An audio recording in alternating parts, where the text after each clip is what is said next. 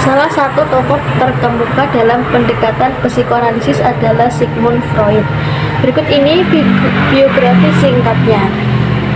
Namanya yaitu Sigmund Freud, lahir 6 Mei 1856 di Freiburg, Moravia, Kekaisaran Australia, sekarang Republik Ceko. Wafat 23 September 1999 di London, Inggris. Sigmund Freud adalah seorang dokter saraf Australia yang menjadi tokoh sentral dalam perkembangan psikoanalisis, sebuah teori psikologi dan metode terapi yang mengungkap aspek-aspek tak sadar dari pikiran manusia. Freud lahir pada tahun 1856 di Freiburg, Moravia, yang kini merupakan bagian dari Republik Ceko. Ia kemudian pindah ke Wina, Australia pada usia 4 tahun. Setelah mendapatkan gelar dokter pada tahun 1881, Freud mulai bekerja di Rumah Sakit Umum Wina. Pada tahun 1886, Freud membuka praktek pribadi sebagai dokter saraf yang kemudian menjadi basis bagi pengembangan teorinya tentang psikoanalisis. Freud terkenal karena teorinya tentang struktur psikis, termasuk konsep-konsep seperti id, ego, dan superego, serta konsep-konsep lain seperti mekanisme portal.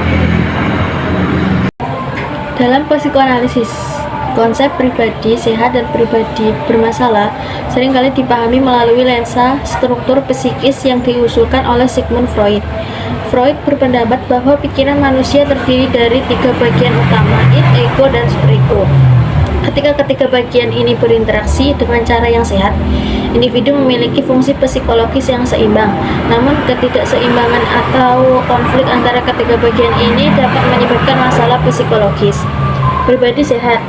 Seorang individu dianggap memiliki pribadi sehat menurut psikoanalisis jika ketiga bagian struktur psikisnya, id, ego, dan superego, berfungsi secara seimbang dan terintegrasi dengan baik. Dalam kondisi sehat, individu mampu memenuhi kebutuhan dasar dan id dengan cara yang sesuai dengan realitas atau ego, serta mematuhi norma-norma sosial dan moral superego tanpa mengalami konflik yang signifikan antara ketiga komponen tersebut.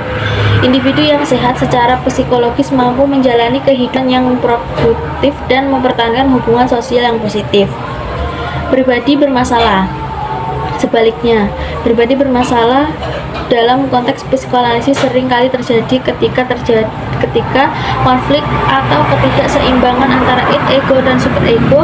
Ini bisa terjadi karena berbagai alasan seperti trauma masa kecil, konflik internal, atau penggunaan mekanisme pertahanan yang tidak sehat. Pribadi bermasalah mungkin mengalami gejala psikologis seperti kecemasan, depresi, atau gangguan kepribadian yang semua dapat menghambat kemampuan individu untuk berfungsi secara optimal dalam kehidupan sehari-hari.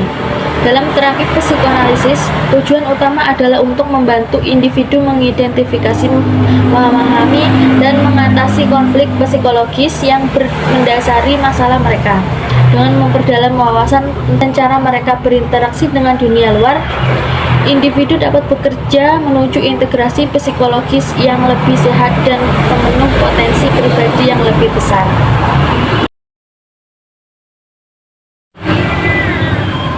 Tujuan konseling dalam pendekatan psikoanalisis seringkali berfokus pada pengungkapan dan pemahaman konflik dan dinamika psikologis yang tersembunyi di dalam alam bawah sadar individu.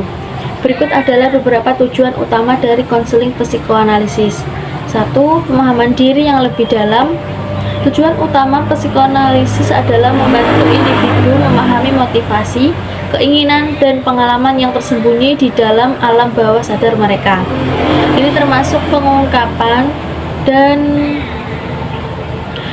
eksplorasi perasaan, impuls, dan ingatan yang mungkin tidak disadari oleh individu secara sadar. Yang kedua, pemecahan konflik psikologi. Psikoanalisis berupaya untuk membantu individu mengatasi konflik internal yang mungkin menyebabkan masalah psikologis atau emosional. Ini dapat mencakup konflik antara trauma masa lalu atau ketidaksepakatan antara bagian-bagian psikis seperti id, ego, dan superego. Yang ketiga, peningkatan kesadaran melalui proses interpretasi dan refleksi. Individu diberi kesempatan untuk meningkatkan kesadaran tentang pola pikir, perasaan, dan perilaku mereka yang mungkin tidak mereka sadari sebelumnya. Kesadaran ini dapat membantu individu membuat pilihan yang lebih sadar dan terarah dalam kehidupan mereka. Yang keempat, pengembangan coping yang lebih baik. Psikoanalisis bertujuan untuk membantu individu mengembangkan strategi coping yang dan adaptif dalam menghadapi tantangan dan stres kehidupan. Ini bisa meliputi pengembangan mekanisme pertahanan yang lebih adaptif dan keterampilan regulasi emosi. Yang kelima, perubahan perilaku yang berkelanjutan. Meskipun psikoanalisis terkenal karena menggali aspek-aspek tak sadar pikiran, tujuannya juga mencapai perilaku yang lebih nyata dan berkelanjutan. Ini bisa melibatkan perubahan pola-pola pikir dan perilaku yang tidak sehat yang mungkin menjadi penyebab masalah psikologis. Dalam konseling pendekatan psikoanalisis, baik konseli atau klien maupun konselor terapis memiliki peran yang penting dalam proses terapi. Berikut ini adalah peran konseli dan konselor dalam pendekatan psikoanalisis. Yang pertama yaitu peran konseli, pembukaan diri. Konseli diminta untuk terbuka dan jujur tentang pikiran, perasaan, dan pengalaman mereka. Ini memungkinkan konselor untuk memahami konflik dan dinamika psikologis yang mendasari masalah konseli. Yang kedua, self-exploration. Untuk menjalani proses eksplorasi diri yang mendalam. Ini melibatkan perasaan, pemikiran, dan ingatan yang mungkin tersembunyi di dalam alam bawah sadar mereka. Yang ketiga yaitu keterlibatan dalam interpretasi. Konseli berperan aktif dalam mempertimbangkan dan mengeksplorasi interpretasi yang diberikan oleh konselor tentang pengalaman mereka. Mereka diberi kesempatan untuk mempertimbangkan relevansi dan kebenaran interpretasi tersebut. Yang keempat, penerimaan perubahan. Konseli perlu terbuka terhadap kemungkinan perubahan dalam pemikiran, perasaan, dan perilaku mereka sebagai hasil dari terapi. Mereka harus siap untuk menjalani proses transformasi pribadi yang mungkin terjadi selama terapi psikoanalisis. Yang kelima yaitu komitmen terhadap proses. Konseli perlu terlibat secara aktif dalam proses terapi, termasuk hadir secara teratur dalam sesi konseling, menjalani pekerjaan rumah, dan berpartisipasi dalam refleksi terhadap pengalaman terapi. Peran konselor mendengarkan aktif. Konselor bertanggung jawab untuk mendengarkan dengan penuh perhatian terhadap pengalaman dan cerita konseli. Ini menciptakan ruang yang aman dan mendukung untuk mengeksplorasi diri mereka sendiri. Yang kedua, interpretasi dan analisis.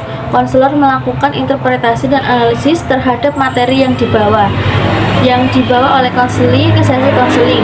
Ini melibatkan pengungkapan makna tersembunyi, konflik psikodinamika alam bawah sadar yang mungkin mempengaruhi masalah konseli. Yang ketiga, pendampingan dan mendukung. Konselor memberikan dukungan dan bimbingan kepada konseli selama proses terapi. Mereka membantu konseli dalam menghadapi emosi yang muncul, mengatasi rintangan, dan menavigasi perubahan yang terjadi. Pendekatan psikoanalisis yaitu yang pertama, analisis mimpi adalah salah satu teknik utama dalam pendekatan psikoanalisis yang digunakan untuk menggali alam bawah sadar klien. Berikut adalah beberapa teknik yang digunakan dalam analisis mimpi dalam konseling pendekatan psikoanalisis, yaitu 1. Catatan mimpi. Konseling diminta untuk mencatat setiap detail tentang mimpi yang mereka alami, termasuk orang-orang, tempat, situasi, emosi, dan peristiwa yang terjadi dalam mimpi. Catatan mimpi ini menjadi bahan utama untuk proses analisis. Melalui analisis mimpi, wawasan yang mendalam tentang alam bawah sadar klien. serta memahami konflik dan dinamika psikologis yang mendasarinya. Ini memungkinkan terapi psikoanalisis untuk bekerja menuju pemecahan masalah dan perubahan positif yang lebih dalam kehidupan. Yang kedua yaitu asosiasi bebas. Konseling diajak untuk mengasosiasikan segala hal yang muncul dalam mimpi mereka. Mereka diberi kebebasan untuk menyebut apapun yang terlintas dalam pikiran mereka tanpa sensor atau penilaian. Asosiasi bebas ini membantu mengungkapkan makna tersembunyi dari elemen-elemen dalam mimpi. Yang ketiga yaitu analisis transferensi, adalah konsep penting dalam psikoanalisis yang mengacu pada fenomena di mana konseli mengalihkan perasaan, emosi, dan respons yang diproyeksikan dari hubungan masa lalu mereka ke konselor atau orang lain dalam konteks terapi. Transferensi dapat terjadi ketika konseli secara tidak sadar memperlakukan konselor seperti seseorang yang signifikan dalam kehidupan mereka, emosional atau psikologis tertentu, seperti orang tua, saudara, atau pasangan romantis. Pendekatan psikoanalisis telah menjadi subjek kritik dan debat sejak awal perkembangannya. Pada abad ke-20, meskipun banyak aspek dari teori psikoanalisis yang berharga dan berpengaruh, ada beberapa kritik yang sering diajukan terhadap pendekatan ini. Beberapa kritik umum terhadap psikoanalisis meliputi: 1. Tidak teruji secara empiris. Salah satu kritik utama terhadap psikoanalisis adalah bahwa banyak aspeknya tidak dapat diuji secara empiris. Banyak konsep psikoanalisis seperti id, ego, dan superego, serta konsep-konsep seperti kompleks Oedipus tidak dapat diuji secara langsung dan secara konsisten diuji ulang dalam penelitian ilmiah. Yang kedua, terlalu fokus pada masa lalu. Psikoanalisis cenderung memusatkan perhatian pada pengalaman masa lalu individu, terutama pengalaman masa kanak-kanak dan hubungan dengan orang tua. Kritikus berpendapat bahwa fokus yang terlalu besar pada masa lalu dapat mengaburkan pentingnya faktor-faktor lingkungan dan kontekstual saat ini dalam menentukan perilaku dan keadaan psikologi seseorang. Yang ketiga, tidak efektif secara sempurna. Meskipun psikoanalisis telah membantu banyak orang, ada kritik terhadap efektivitasnya sebagai bentuk terapi. Beberapa penelitian telah menunjukkan bahwa pendekatan lain seperti terapi kognitif perilaku mungkin lebih efektif dalam menangani beberapa masalah psikologis tertentu.